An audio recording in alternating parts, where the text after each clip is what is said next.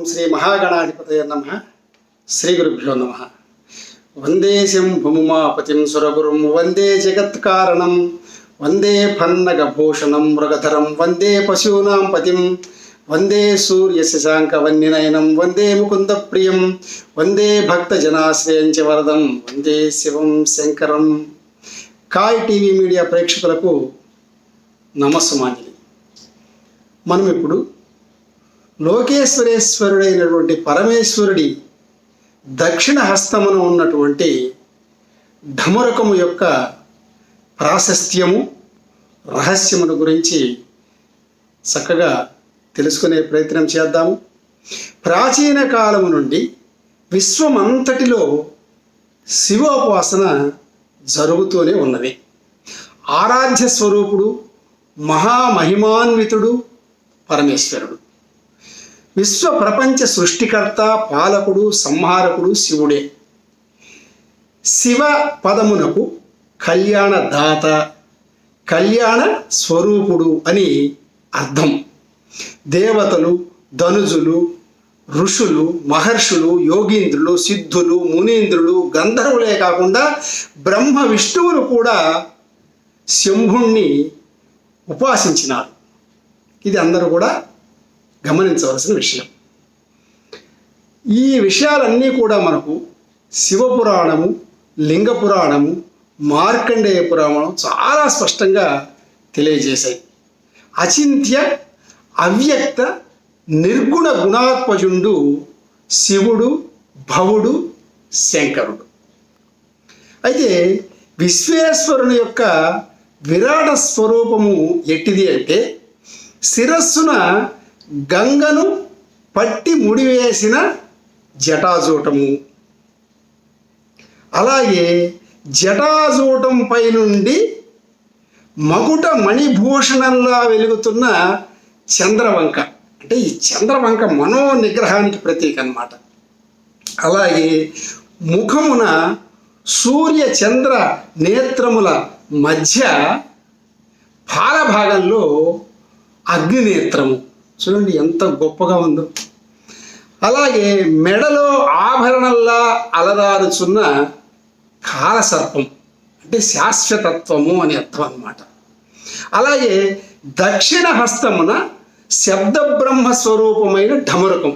ఇప్పుడు దీని గురించి మనం వివరంగా రహస్యాలు ఏంటో తెలుసుకుంటాం అన్నమాట. అలాగే వామహస్తమున త్రిలోక త్రికాల త్రిమూర్తి సంకేతాత్మకమైన త్రిశూలం, ఆయన నీలకంఠుడు స్వామివారు. అలాగే పంచభూతాత్మికమైన 5 ముఖములు, వడలల్లా మరేచున్న భస్మ త్రిపుండ్రములు, నడుముకు చుట్టబడినటువంటి శక్తి రూప వ్యాఘ్ర చర్మము. ఇది అంది మన పరమేశ్వరుడు యొక్క విరాట్ స్వరూపం. ఈ బ్రహ్మాండమునందు సర్వజగత్తు ఇమిడి ఉంది. ఈ బ్రహ్మాండమునకు అధిపతి శివుడు. ఆ పరబ్రహ్మ పరమేశ్వరుడే శివుడు. పంచభూతాత్మిక పరబ్రహ్మ స్వరూపమే పరమశివుడు. ఈ సృష్టిలో ప్రతి అణువు పరమేశ్వరుని రూపాంతరమే. జడ చైతన్య పదార్థాలన్నీ పరబ్రహ్మ అయిన పరమేశ్వర స్వరూపాలే. ధ్వని ఆధారిత మెదడు యొక్క స్పందనావస్థయే పరమేశ్వరుని ఢమరుకం. అంటే ఆయన దక్షిణ హస్తంలో ఉన్నటువంటి బ్రహ్మస్వరూపమైనటువంటి ఢమరుకం. వేదాంగ మూల సారం జ్ఞానం అంతా శివుని ఢమరుక ధ్వనితోనే మొదలైనట్టు శివపురాణం తెలియజేస్తున్నది. భాషా తత్పరత, భాషా దృక్పథం, భాషా సరళత అంతా శివమయం ఢమరుకం నుంచి ఉద్భవించినది. ఇది అందరూ కూడా గమనించవలసింది. హావభావాలను మాటల రూపంలో బయటకు తెచ్చినదే ఢమరుకం. లోకాలకు ఉల్లాసాన్ని ఉత్తేజాన్ని కలుగజేసే బహిర్గత హావభావాల రూపమే శబ్దార్థ సంహిత అయిన ఢమరుకం. ఢమరుకం వల్లనే మాట్లాడగలుగుతున్నాము. ఇది అందరూ కూడా జాగ్రత్తగా గమనించవలసినటువంటి విషయం. ఢమరుకం అంటే శబ్దం. ఈ విశ్వమంతా శబ్దజనితం శబ్ద సహితం. అలాగే శబ్దం వల్ల వచ్చేదే అర్థం.